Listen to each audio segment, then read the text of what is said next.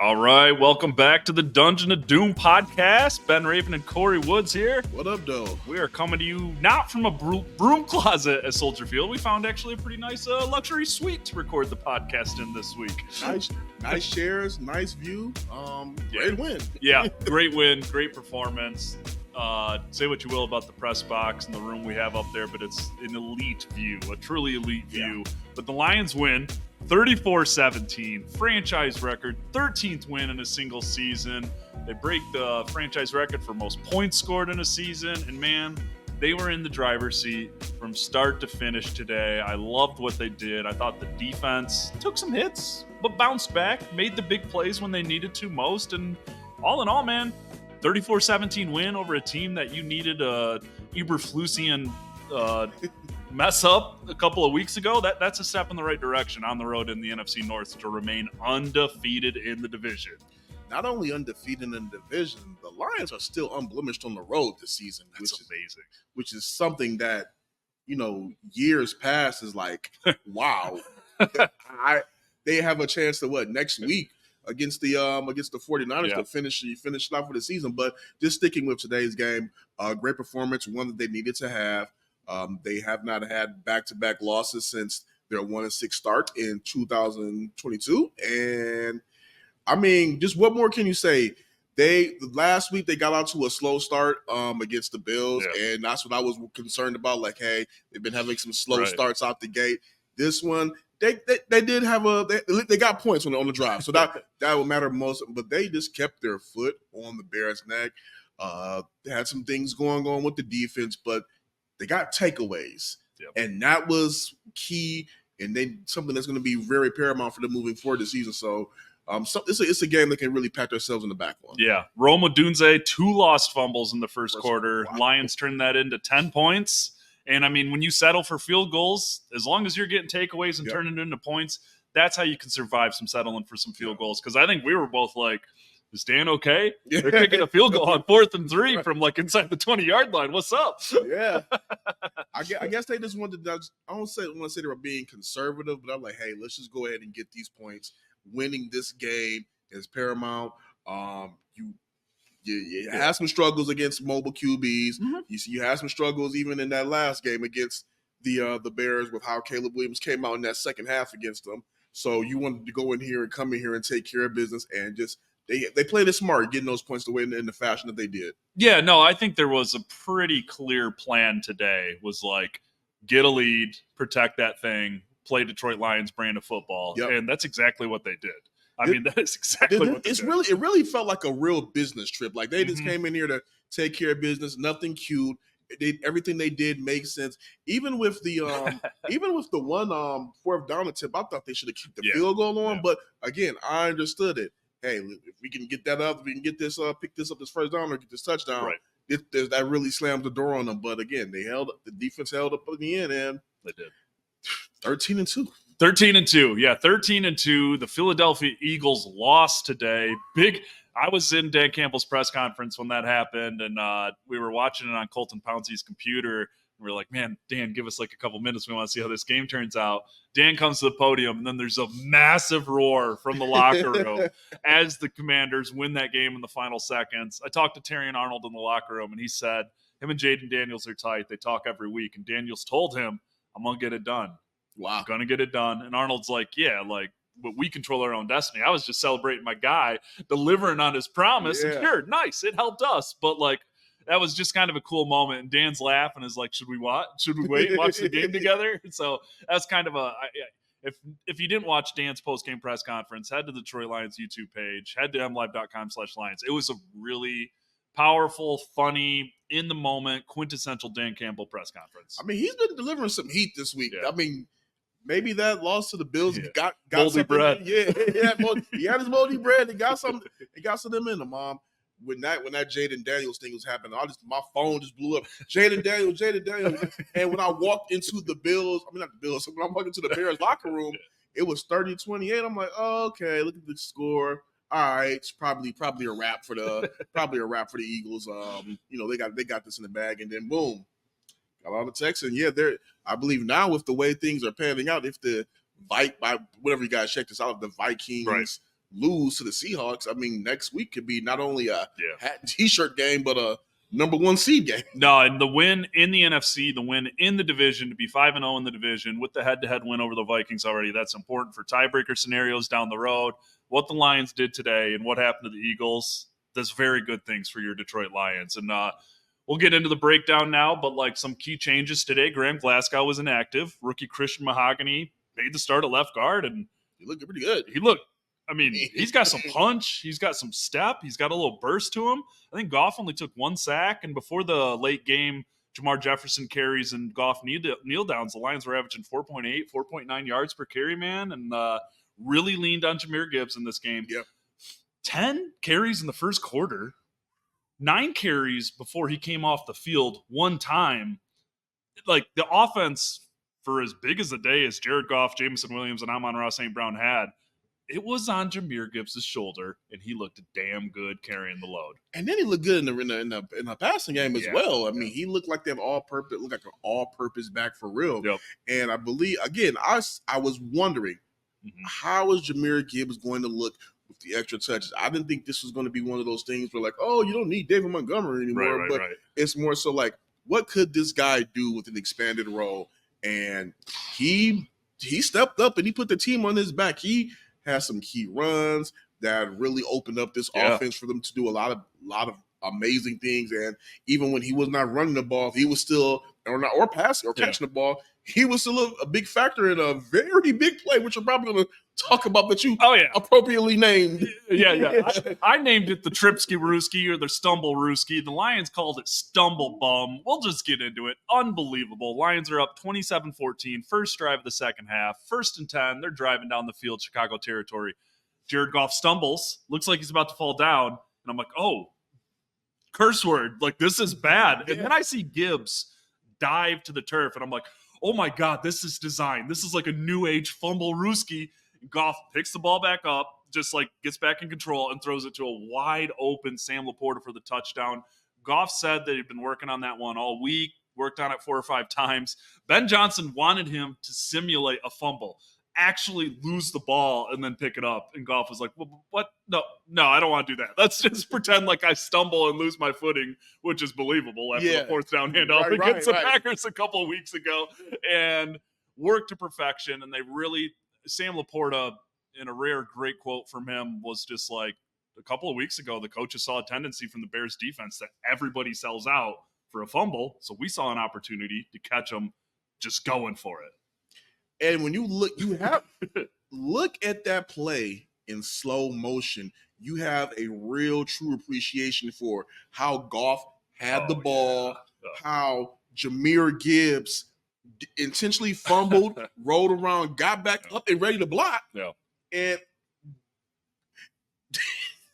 that was great. It's really when Ben Johnson said earlier this season that the well is deep, he continues to prove it each week that the well is deep, because he continues to show things that I haven't seen at the NFL level.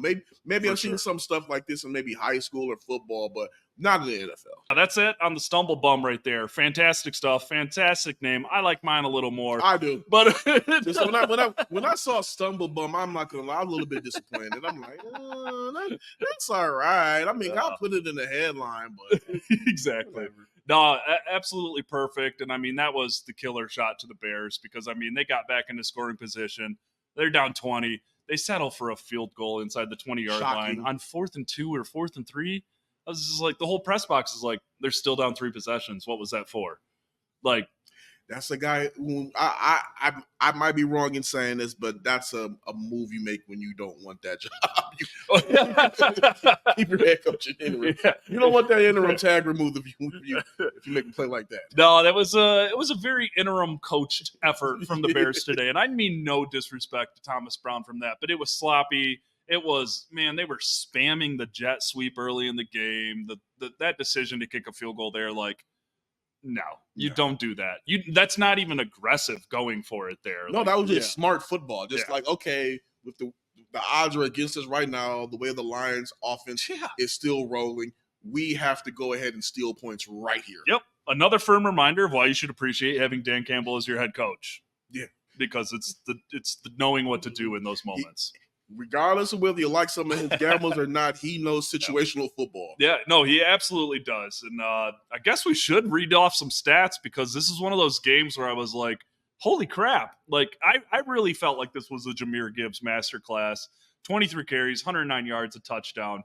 As you said, 4 catches, 45 yards. And perfectly said, because that one scoring drive where he scored from the 1 yard line had a big screenplay that set that up. And then he gets 3 carries inside the 5 yard line to finish it off. I mean, that's what they're talking about when they say that this kid is an all-around running back.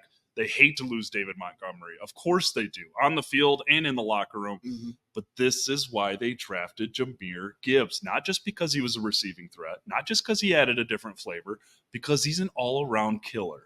And Scotty Montgomery said that before, too, when they nicknamed them Sonic and Knuckles. He said he's not sure that's really all the way appropriate for Jahmyr, because Jahmyr can punch as well too. It can really beat Knuckles and Knuckles. Yeah, no, absolutely. The Lions jumped out to a 20-0 lead in this game, and Jamison Williams put them up 20 with a 82 freaking yard touchdown. Perfectly play designed, perfectly placed ball, perfect catch and run. J-Mo, career high 143 yards, career best 82-yard catch. Adds the touchdown. Frickin' Goff goes 23 of 32 for 336 and 3 touchdowns. And St. Brown, touchdown, 6 catches on 8 targets for 70 yards. Like, you are good luck against this team when they're clicking like that. And that was also, too, if I'm not mistaken, that was a career high for St. Brown, because now that's his 11th touchdown. Yes. Yeah, good call. And I think he joined Larry Fitzgerald as the only receivers to have multiple years of 100 catches, 1,000 yards, and 10 touchdowns across their first 4 seasons. Larry Fitzgerald and St. Brown are alone. That's great company. Like, alone. So, yeah, the Lions get out to that 20-0 lead. The defense shows some cracks and stuff, but the offense just score before the half. Defense gives up another score. They come out and they hit stumble bum, and they're back up 20, man. I mean, when you're up 20, it's exactly what I said in my predictions. You force the Bears into a predictable passing attack, and you're going to be able to stop that. And also, too, I want to add one more thing in there about Goff. Of course. This is his 11th game this season with at least 100 passer rating. That is also another Lions franchise record. 137 quarterback rating today. That's very good. Before we move on, Gibbs with 23 carries. Craig Reynolds had 4 for 18. Jefferson, 3 for 13. Vaki, no carries, but had 2 catches for 20 yards and moved the chains in a key spot where they were really trying to, like, let's get out of here with a win and end this game. And just, I expected more of a rotation. Yeah, me too. But I think they hit the nail on the head. Yeah. I guess with this particular game, it's a very, very pivotal game and trying to lock up the NFC North and hold on to that number 1 seed. They just want to say, look, let's just go ahead and go with the tried and true. No offense to Jefferson and Vaki. They still, saw some action in the game, but let's go with the guy that we know is going to go ahead and deliver for us. And hey, it worked. So it's hard to question it. Yeah, exactly. 27 touches for 154 yards and a touchdown. Job well done for Jahmyr Gibbs, my player of the game. And that's tough with all those other big names. Yeah, like that. But anybody could have got it. I was very, very impressed with him today, between the tackles, making people miss, making it look easy. There was a play where he stiff-armed 2 guys off of him at 2 different times in the backfield, turned a play that would have been a no gain for 90% of the running backs in this league into an 11-yard gain and a first down. And it's just, they know what they've got in him. And I guess I shouldn't be surprised, but I just was surprised that he was such a bell cow. But, man, what an offensive showing. I mean, seriously, what were they on? 7 of 12 on third down, 27 first downs, 8 more than the Bears, punched it in when they needed to in goal-to-goal situations, and just didn't turn the ball over. And shoot, I mean, J-Mo gets called for the early taunting penalty, has a coach with Campbell on the sidelines, and then comes back with his biggest gain and biggest yardage output of the season. He redeemed himself very quickly. Yeah. And again, I went in that Bears locker room. I'll be very brief, but I'll try to get something out about it. Depending on when you guys see this, but yeah, he really frustrated Tyreek Stevenson. He frustrated Jonathan Owens, and he had those guys flustered throughout the entire game. And I mean, again, nothing. It's one of the reasons why you hold on to a guy like Jamison Williams, albeit all of the other stuff, when he's locked in, he opens up this offense and adds a dynamic that makes them truly unstoppable. No, and I asked Campbell because there was a moment where he was talking to him, and he told me after the game, no freebies, man. That's what I told him. But the way JMO bounced back, he's like, that's why we love this kid. He doesn't get down. He doesn't get up. I mean, he gets up when he scores and he's dancing and stuff like that. But there's no peaks and valleys. It's one play onto the other. I'm gonna get that back. My bad. And I mean, everything you can say about his career to this point, you start to see everything come together on days like this, because that was not an easy play to make. Not at all. No. I mean, right now, if you look at his stats, I mean, he's pretty much going to be closing in on possibly 1,000-yard season. 2,000-yard receivers, 1,000-yard running back, and a quarterback playing the way Jared Goff is playing. Man. And one note on special teams before we flip to defense, but Lions lined up for a 60-yard field goal before halftime, took a penalty, and still sent Jake Bates out there for the 65-yard attempt outside in Chicago, speaking to their trust in their kicker. Hey, I love that. I mean, obviously he did not make the kick, but I love the fact that they had the confidence in him to just go ahead and try them out there. And that just shows you that they have a real belief in his leg, and they feel like they found a kicker that is their guy moving forward because, again, they went for it last year, maybe an absurd amount of times on the fourth down, but that was because they did not have a guy that they believed in. And, I mean, hey, had they not gotten that penalty, I believe Jay Jacobs would pick up that 3. No, absolutely. So, I just wanted to mention that just because there's not a lot of teams who would even attempt that kick. Especially out here in Soldier Field. It was the windiest day, but it's cold. There were moments where those flags on the post were moving. So, hey, props to them. Swapping to the defensive side of the ball. First game without Carlton Davis. First game without Aleem McNeil. It was the usual suspects on the defensive line. But in the secondary, Amik Robertson starts at outside cornerback opposite Terrion Arnold. Branch plays a lot more slot. Branch plays a lot more slot in the box. Ifeatu Melifonwu makes his season debut as an in-the-box killer, gets a sack, 4 or 5 tackles in there to keep the Bears out of the end zone in the final minutes to really put this game away, man. And just Amik is way better than you guys give him credit for. You need to appreciate that, man. He's had a really solid season, all things considered. Yeah, he even when he's on the outside, he plays like a slot against the run. It's unbelievable. And I think losing Carlton Davis and having Amik with Terrion really looks up to Amik Robertson. Yeah. That is, I took that from my convo from Terrion. Terrion's all over the place. Terrion is a trip when you talk to him in a good way. Yeah. But he took a serious moment to just be like, I just want to make these guys proud. CD wasn't here. I wanted to do it for him. I got Amik on the other side of me. I've learned so much from him.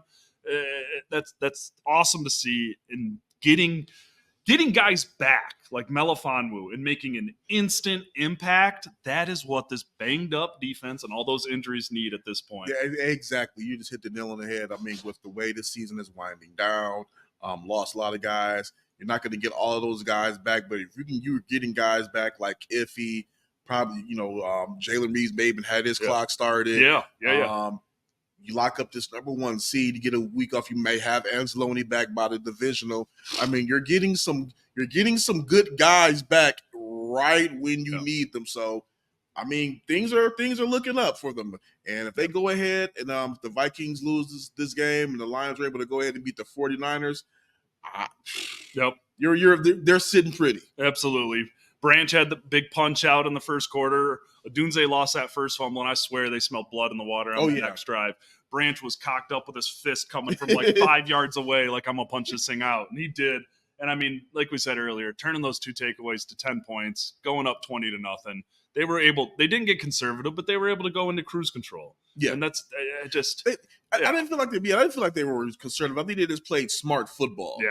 It's like, okay, we're not gonna do anything. We don't have to do anything extra to go out and win the game because we're better than them. We just have to play our brand of football, but we also don't have to be overly conservative as well. We just take what the defense is giving us. Yep.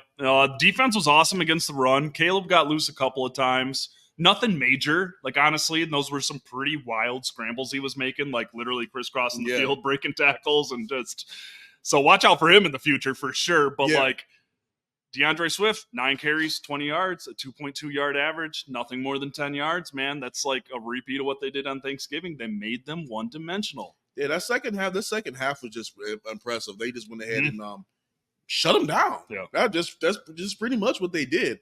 I mean, DeAndre Swift went in the locker room after the game, so he wasn't.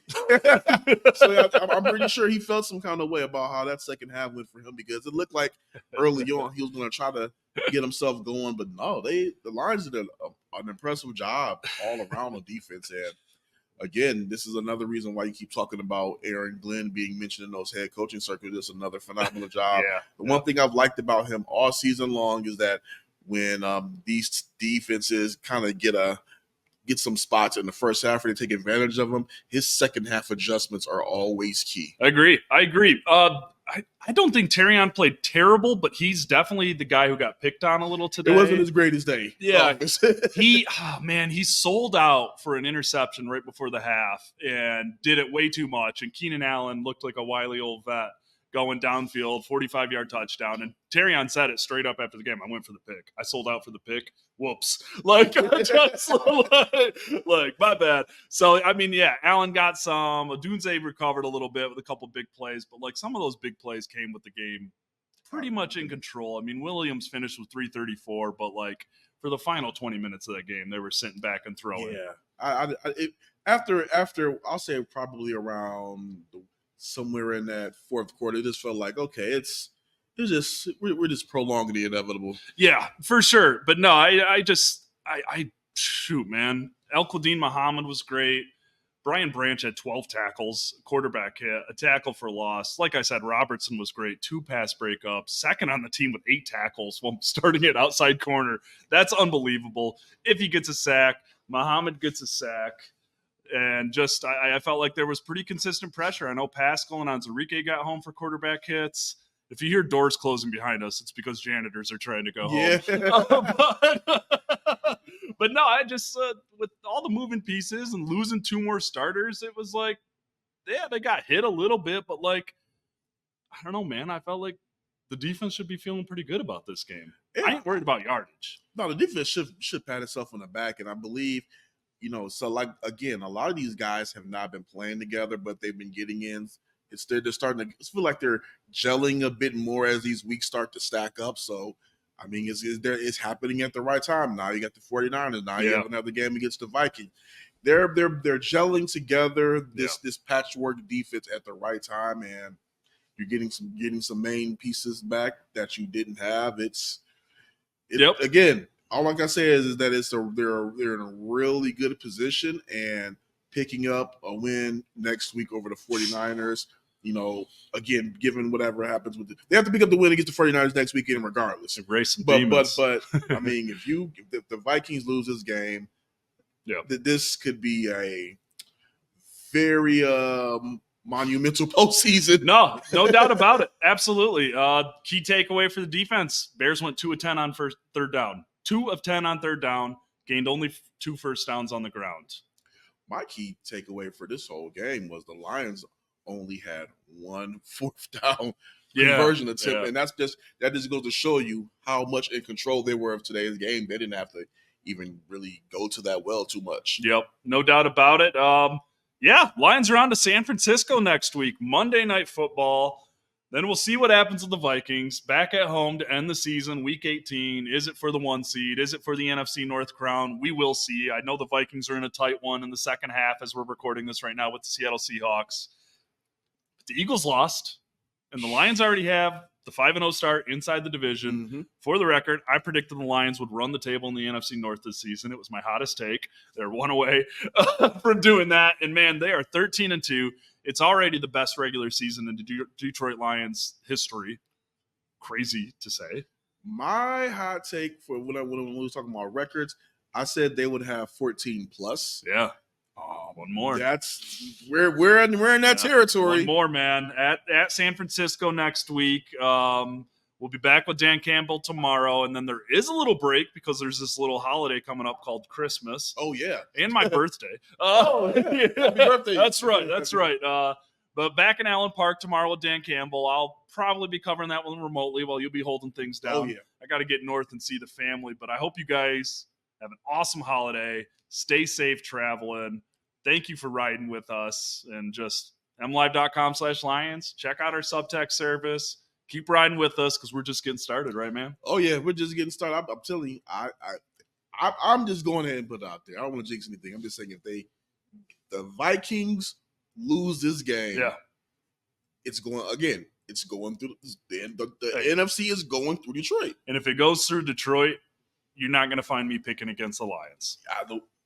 No, there is no way the NFC is going to have to go through Detroit, and teams is again. I said it's going to be just like the 2004 Pistons at the Palace, where you have a field, an arena that is the extra man on the court or on the field. Yep, and that week off lets you get some guys back like that. What you're seeing right now: Melifanu back, Reeves Maben almost back, Anthony Pittman back and played like every special team snap today. There are pieces that know this scheme coming back, and I just think the ability to play like the way they did today, moving the secondary around, losing McNeil, losing Davis, taking a couple shots, and still putting the foot on the brakes whenever the Bears are driving, man, that's really gritty stuff. And again, just having this, again, sound like a broken record, just having this patchwork defense continue to gel each week and pick up wins. You're not only building the chemistry, you're building the confidence, and you're keeping the wins going. That's all that matters. That's right. That's all we got for you. We'll see you guys on the other side. The Lions are off Tuesday and Wednesday. We're going to try and find a couple of things to write about on those days to keep you all busy. But we'll be checking back in from Allen Park on Thursday. Safe travels to everybody, and thank you for listening to MLive's Dungeon of Doom podcast.